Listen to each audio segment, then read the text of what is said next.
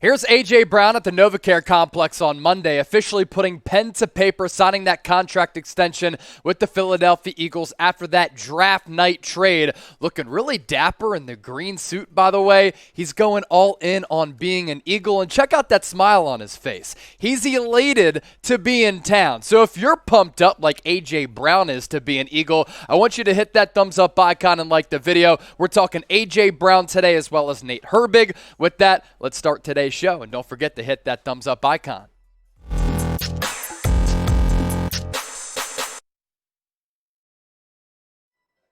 You're watching Philadelphia Eagles Now. I am your host, Chase Senior, filling in for the Mott man who is currently touring Europe, and I'm going to be filling in for Thomas Mott all throughout the week. Like yesterday's show, if you don't like me, you can spam "Where's Mott" in the comment section. I can guarantee you this, you're really going to like what's on tap for today's show. A.J. Brown held his introductory press conference, had some great things to say about this trade being completed, his relationship with Jalen Hurts, what he can bring to the table, his contract details also finalized.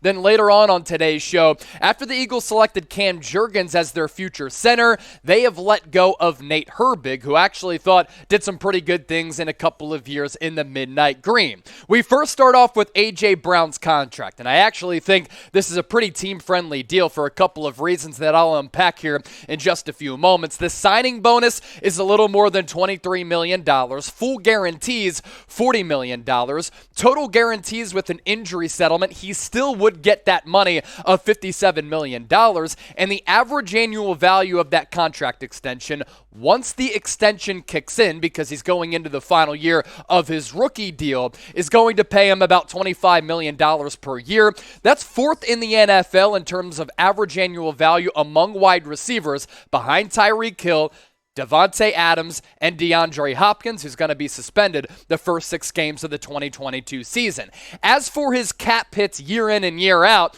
this is why I like the contract. First couple of years, you're not paying A.J. Brown all that much money, so if he produces like he produced with the Tennessee Titans as one of the most dynamic and game-breaking wide receivers in the National Football League, you're getting really good bang for your buck, especially when he's lining up on the opposite side of DeVonta Smith. Cap hit in 2022, $5.5 million, goes up to $9 million in 2023.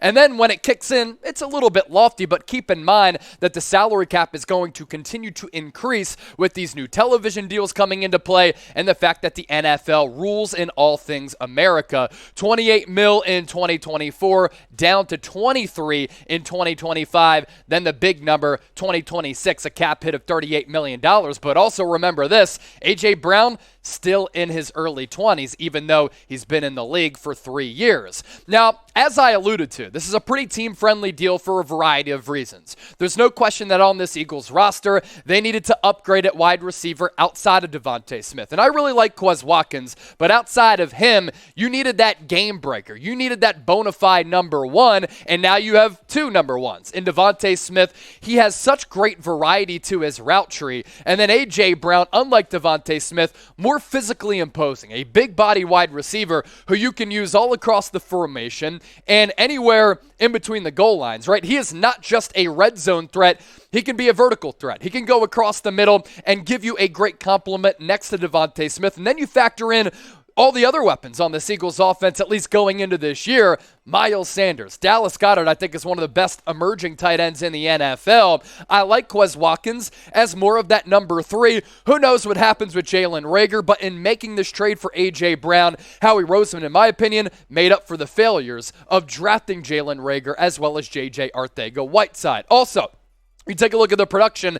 This is why it's a good contract for Philly and why Howie Roseman continues to be a salary cap genius. The production that Brown has put forward has been incredible. And a couple of other wide receivers going into the final years of their rookie contracts, Deebo Samuel, Terry McLaurin, I think A.J. Brown is the best just pure wide receiver among these 3. McLaurin really burst onto the scene at Lincoln Financial Field as a rookie, catching a couple of deep balls. But I think Brown, given the size, speed, physicality element, really just does so much throughout the course of a game as a pure wide receiver. Deebo Samuel, we know he is the ultimate Swiss Army knife. Now, we do have some great deals on some A.J. Brown jerseys. I told you yesterday, it's not going to be that default number of number 0. That would not be swaggy at all. A.J. Brown making it official. He's going to rock number 11. I happen to really like it. Who cares if Carson Wentz wore the sticks? A.J. Brown brings a different level of swag while rocking number 11, and I think it's going to look really good on him, and it makes us forget about the ending of Carson Wentz's tenure in Philadelphia, although I don't think the Eagles would have won Super Bowl 52 if it wasn't for the efforts of Wentz in 2017. I want to hear from you. Once again, how are you not pumped up about A.J. Brown being a Philadelphia Eagle? All of you watching have to be really psyched about this because this guy's a game breaker and an absolute dog. So get into the comment section right now. Type 11 if you're pumped to watch A.J. Brown in the midnight green. Coming up right around the corner, A.J. Brown press conference takeaways. I love what this dude had to say about getting traded, complimenting Tennessee, his relationship with Jalen Hurts. We'll unpack that. Also, Eagles releasing Nate Herbig. That's coming up here in just a few moments. But first, make sure you subscribe to the channel. When Thomas Mott comes back, I want to show him that we did a great job in the week that he was out with helping to fill the void without him here. We need 1,890 people to get us to 30,000 subscribers. Can we do that by the time Thomas Mott comes back? If that's the case, he'll be like, yo, Chase, you did a damn good job. And I'll be like, I know. The people certainly missed you, but we did our best. If you want free daily videos covering the Philadelphia Eagles, news, rumors, during the season, during the offseason, this is your one-stop shop. Just hit that red subscribe button down below. Talking about those A.J. Brown jerseys, available in all sizes and all colors right now. Midnight green, as well as the black threads and the white threads, which I think are slept on. When the Eagles go white jersey, white pants, really fresh look. You can get these A.J. Brown jerseys, and now that his number is officially 11, that's the number that you will be rocking with the Brown name on the back. How do you do it? You plug in that link down below, chatsports.com/A.J. Brown. Once again, all sizes, all colors available. All you have to do is use that link down below so that today's presenting sponsor, Fanatics, knows that Eagles Now and Chat Sports sent you. A.J. Brown addressed the media in Philadelphia, and as I talked about, I thought he had some really good things to say. Let's get to the most notable quotes. Good job by Trace for getting this updated picture, too, because A.J. Brown rocking that green suit, swag levels on 100, man. Like I said, Brown said, it was bittersweet leaving Tennessee. I was a little sad the Titans were on board with the trade, but it's a part of the business, and that's fine. But once everything got done and the trade went through and Jalen Hurts called me, he made it a lot easier. Like I said, it's been bittersweet, but I'm also so excited to be a part of this great organization. A big reason why A.J. Brown was traded from the Titans, they disrespected him with the reported offer that would have given him $16 million per year. With the wide receiver market exploding this offseason, that contract is disrespectful for all of the elements that he brings to the game and how good of a player he is. And there were other reports out there that Brown would have taken a hometown discount. He would have went back to Nashville for $22 million per year, which would have made him top 5 highest paid wide receivers in the league on an average annual value basis. But $16 million per when Christian Kirk's getting the bag and the wide receiver market is just going off the roof, yeah, that is somewhat disrespectful. Now, Brown did allude to his relationship with Jalen Hurts, and Hurts is so pumped up to have Brown and DeVonta Smith to throw to at those wide receiver spots. They have a relationship that goes back many, many years, and I think that's only going to help their on-field continuity. Brown, on just his friendship with Hurts and playing with him, our relationship started when he was recruiting me to Alabama. I chose Ole Miss, but we stayed in contact the entire time. We became really close friends. I'm extremely excited to play with him. We always joked about it, but we never thought it would be a reality. We talk all of the time. We already have that friendship, so we can hold each other accountable. We know what makes each other tick. So not only did Jalen Hurts recruit A.J. Brown to the Eagles, he landed that. He was successful in doing that to bring him to South Philadelphia, but he also tried to recruit him to the University of Alabama. Hurts and Brown being homies can only be a good thing. We've seen the pictures. We've seen the video clips that Mott said would never happen about them being eventually teammates. Now they are teammates. And the fact that they have that relationship is great from a quarterback to a wide receiver standpoint, because if they get that feeling down and they get their games down and they get that timing down, it's only going to result in them having a great relationship on the field on top of that relationship that they have off of it. A.J. Brown, I said this earlier, he's a dog. I love his mentality. When you watch him play, he does bring that physical component to the football field in between the lines that Terrell Owens does, and you can tell that he plays with passion. He plays with grit. Philadelphia, we know that. Philadelphians are going to love it. I grew up in Westchester. I went to Temple. I know all about how this city supports this football team. It's awesome. And Philly fans, you're going to think this is awesome. All I care about is winning. I'm not a big regular season guy. I want to win it all. Those are my expectations coming into this building.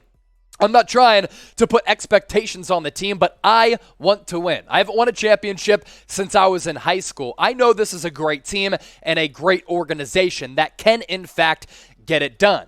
And Hurts, when he was talking to A.J. Brown via FaceTime after the trade was made official, he said, "We're chasing rings, homie. We're chasing rings. We're trying to bring back another Lombardi trophy to the city of Philadelphia, and having A.J. Brown on this roster will certainly help the Eagles do that." All across the board, I can't really identify a major weakness on this Eagles team. That's a credit to how Howie Roseman has been able to build it.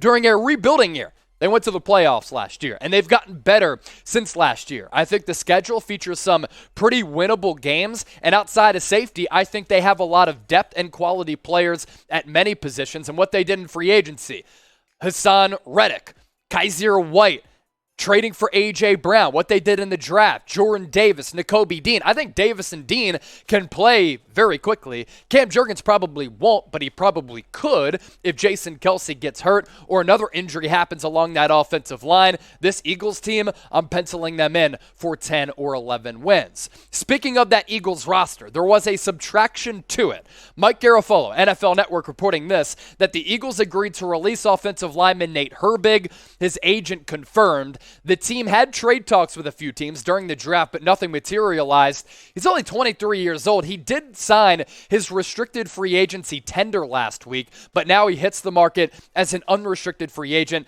Had 17 starts the last 2 years, and the fact that a lot of teams out there need offensive line help, they're going to be vying for the services of Nate Herbig, who got coached up by arguably the best offensive line coach in the NFL in Jeff Stoutland, and I think he's going to be a really good player who's going to latch on with a good team, and he has an opportunity to start right away at one of those guard spots. Now, the Eagles could afford to release Nate Herbig because this offensive line has the makings of being a very impressive unit all across the board. Jordan Mailata, he's a stud. He could become Trent Williams down the road. Landon Dickerson, I was a little bit confused by the Cam Jurgens draft selection because I'm like, hold up. Landon Dickerson, he played center at Alabama. He played guard last year and played it well because Kelsey's still on this team.